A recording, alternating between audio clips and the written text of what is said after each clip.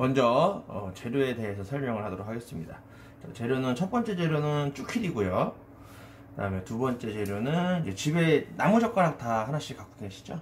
집에서 그냥 굴러다니는 나무젓가락 하나.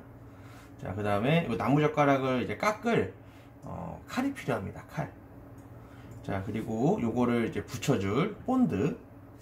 그 다음에 이제 요 집게는 이제 선택사항인데 제일 마지막에 설명해 드리도록 하겠습니다.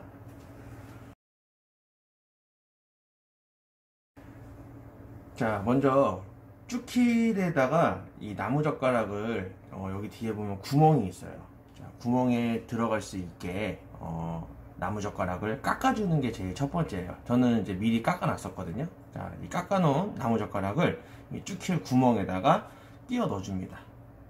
자, 그러면 이렇게 지금 완성이 된 상태인데, 이 상태에서 한 마디 정도, 한 마디가 제일 좋아요. 한 마디 정도 아니면 또는 두 마디 정도를 체크를 하셔서 요만큼 위치를 세팅을 해주시고, 요 집게 아까 얘기했죠? 집게로 여기 정도를 잡아주신 후에 가볍게 잘라주면 됩니다. 자, 요렇게요. 자, 이렇게 잘라주시면은 이제 완성이에요. 근데 이제 이 상태에서 이제 떨어지지 않게 하기 위해서 이제 이 부위에다가 본드를 붙여서 접촉을 해주면 되겠습니다. 자, 본드를 요 끝으로 최대한 발라서, 자, 이렇게 최대한 발라서 한 다음에 이 상태에서 그대로 뒤로 넣어주시면 됩니다. 이렇게 넣어주시면은 쭈킬 튜닝법 완성. 자, 다음은 이제 운영 방법입니다. 자, 운영 방법은 먼저 이제 원줄에다가 직결로 하시면 되고요. 핀돌에 뭐 아무거나 갖고 오셔서 여기 위로 직결하신 후에 던지면 됩니다. 던지는 상태에서 바닥에 찍었을 때 요게 이렇게 눕게 되면은 이제 밑걸림이 아무래도 심하겠죠. 자, 그래서 최대한 로드를 살짝 들어서 봉돌을 세운다라는 느낌으로, 자, 요런 느낌으로 운영을 해주시는 게 좋고요. 나갈 때는 콕 이렇게 찍다가 어느 순간 초리대가 묵직하게 안 올라갈 때가 있어요. 그럴 때는 100% 쭈꾸미가 이 위를 올라탔다라고 보시면 되고요. 그때 챔질을 해서 올리면 여기에 쭈꾸미가 걸려 있을 겁니다. 그러면 이거를 이제 왜 사용을 해야 되냐? 자, 일단은 장단점이 있어요. 자, 장점은 요거 하나가 한 3,500원에서 4,000원 돈 하는 걸로 알고 있어요. 자, 근데 우리가 일반 이제 많이 쓰는 요즐이나 야마시타 애기는 하나당 거의 8,000원에서 10,000원 정도 고가죠.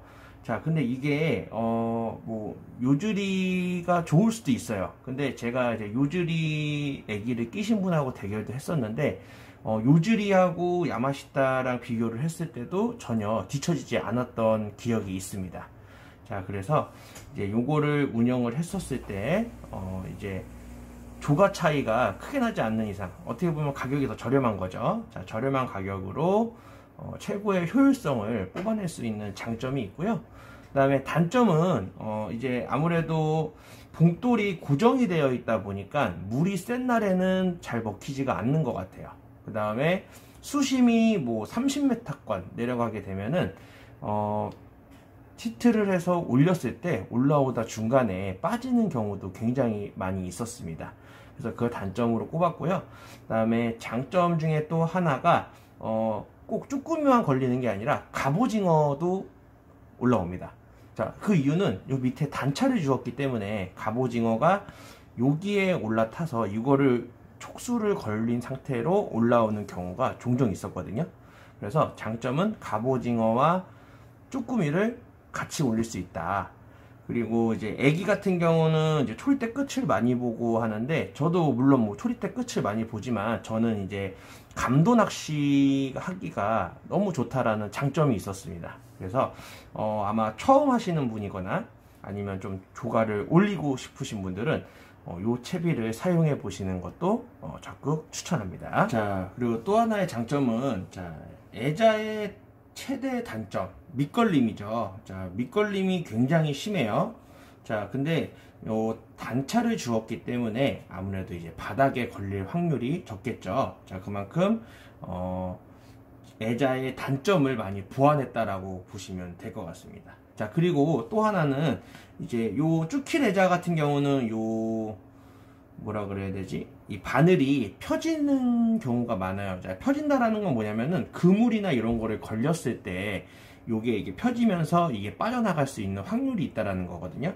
그래서 일반 기성품에 있는 애자 같은 경우는 바늘이 휘지 않고 거의 부러진다라고 보면 됩니다. 하지만 요 애자에 달려있는 이 바늘은 부러지거나 이게 아니라 펴지는 경우가 많이 있기 때문에 아무래도 채비 손실이 많이 적을 거라는 큰 장점이 있을 것 같습니다.